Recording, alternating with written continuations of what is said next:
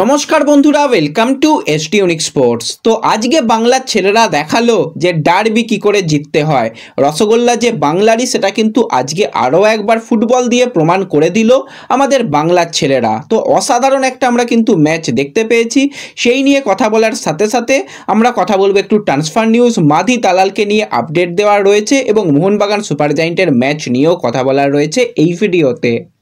তার আগে একটাই রিকোয়েস্ট, চ্যানেলে যারা প্রথমবারের জন্য এসেছো মনে করে চ্যানেলটাকে সাবস্ক্রাইব করে নাও, তাহলে তোমাদের প্রিয় দলের খেলার সমস্ত আপডেট তোমরা এখানে পেয়ে যাবে। তো প্রথমেই যদি আমরা কথা বলি আজকের আইএসএল এর ম্যাচ নিয়ে, সেখানে মোহনবাগান 3-1 গোলে ম্যাচটা জিতলো। প্রথমে কিন্তু রিকি একটা দারুণ গোল করেছে। রিকির গোলটা কিন্তু আজকে সেরা গোল ছিল, এটা বলতেই হয়। 12 মিনিটের মাথায় কিন্তু পাঞ্জাবকে লিড এনে দেয়।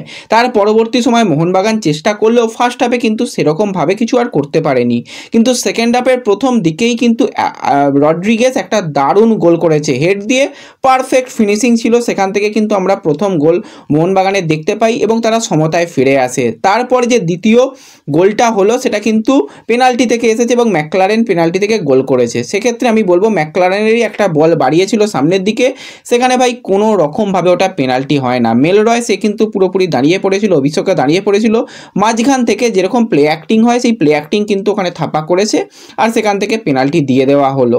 মানে প্লে অ্যাক্টিং প্লেয়াররা করবে, এটা ফুটবলের অঙ্গ, কোনো ব্যাপার নয়, কিন্তু এরকম জঘন্য মানের রেফারিং হলে কিছু করার থাকে না। সেটা কিন্তু আজকে পাঞ্জাব বুঝলো এবং পাঞ্জাবকে কিন্তু এইখান থেকে গোল খেয়ে যেতে হলো। এবং যেটা ফুলকা বিদালের কী কারণে যে ডবল ইয়েলো কার্ড দিয়ে রেড কার্ড দেওয়া হলো শুধুমাত্র রাহুল কুমার গুপ্তাই তার উত্তর জানে। হ্যাঁ, অবশ্যই সেটা একটা কার্ড অফেন্স ফাউল ছিল, সেখান থেকে কার্ড দিল, আবার সঙ্গে সঙ্গে আরও একটা কার্ড কী জন্য দিল জানি না, মনে হয় হয়তো গালাগালি ফালাগালি করতে পারে।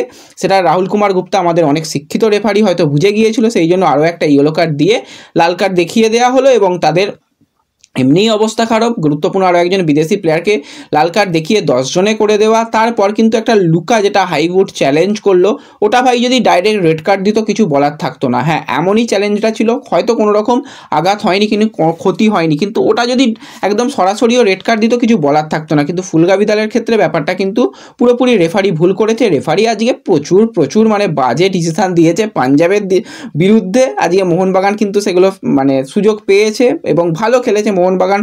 অবশ্যই 10 জনে যখন পাঞ্জাব হয়ে যায় তারপর মোহনবাগান পুরো খেলাটাই ধরে নিয়েছিল।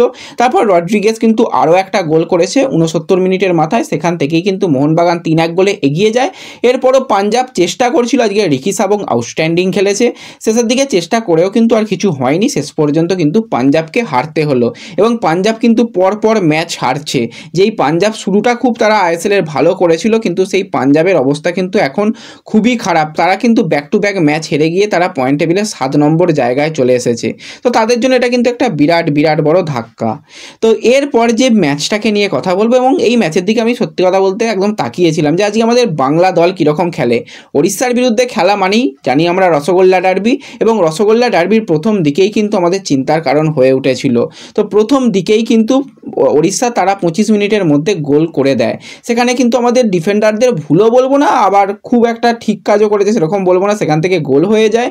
এবং ফার্স্ট হাফে কিন্তু নরহরি সে কিন্তু গোল ফিরিয়ে দেয়, 1-1 গোল হয়ে যায়। কিন্তু সেকেন্ড হাফে যে খেলাটা আমরা বাংলা দলের কাছ থেকে দেখলাম, এক কথায় অসাধারণ।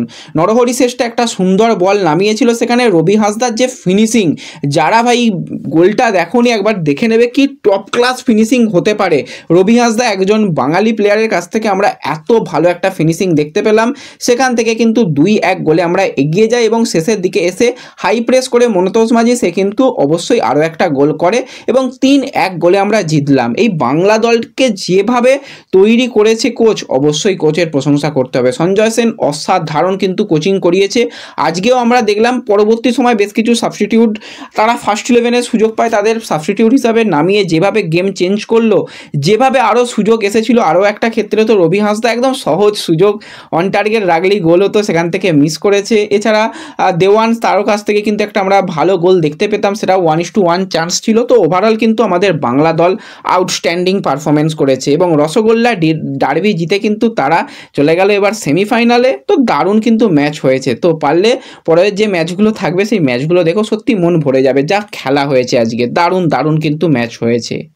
তো এরপর যদি আমরা কথা বলি একজন প্লেয়ারকে নিয়ে, সেই প্লেয়ারকে নিয়ে কিছুদিন আগেই তোমাদের আপডেট শেয়ার করেছিলাম, সে কিন্তু ফিরতে চলেছে। তো আজকেই কিন্তু তার অফিসিয়াল ঘোষণা হয়ে গেল, সেটা আর অন্য কেউ নয় মাহিতোষ রয়।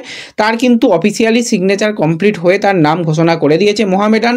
তাকে কিন্তু সাদা কালো জার্সি গায়ে আমরা আইএসএলে দেখতে পেতে চলেছি খুব শীঘ্রই। রেজিস্ট্রেশন কমপ্লিট হয়ে গেলেই তাকে কিন্তু আইএসএল স্কোয়াডের জন্যই ভাবা হয়েছে এবং এটা কিন্তু একটা ভালো সাইনিং। তাকে যখন ছাড়াই হয়েছিল তখনই বলেছিলাম এটা কিন্তু খুব একটা ভালো হচ্ছে না। যাই হোক, তড়িঘড়ি তাকে আবার ফিরিয়ে আনা, এটা কিন্তু ভালো কাজ করেছে মোহামেডান বলতেই হয়।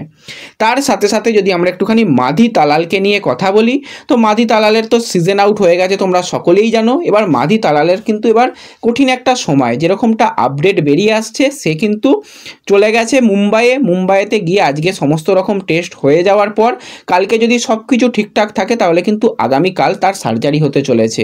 তো একটা কঠিন সময়, প্রত্যেকটা সমর্থক পাশে থেকো, একটু প্রে করো মাধি তালালের জন্য, সে যেন দ্রুত সুস্থ হয়ে মাঠে ফিরুক। হ্যাঁ, ACL 3 নয়, ACL 2 তার মানে ইনজুরিটা হয়েছে, অবশ্যই সার্জারি করা ছাড়া কোনো যেহেতু উপায় নেই। তো যত তাড়াতাড়ি সার্জারি হয়ে যায়, যত ভালো সার্জারি হয় এবং যত তাড়াতাড়ি সে রিহ্যাব করে আবার মাঠে ফেরে, সেই দিকে আমাদের নজর থাকবে। তো আমাদের তরফ থেকেও কিন্তু শুভকামনা রইল তালালের জন্য, সে দ্রুত সুস্থ হয়ে আবার মাঠে ফিরুক। তো ব্যাস, এই ভিডিওতে এই কয়েকটাই ছোট্ট আপডেট শেয়ার করার ছিল। ভিডিও ভালো লাগলে লাইক শেয়ার করে দিও, চ্যানেলে প্রথমবারের জন্য এলে চ্যানেল সাবস্ক্রাইব করে নিও। তো দেখা হচ্ছে পরবর্তী ভিডিওতে, ধন্যবাদ।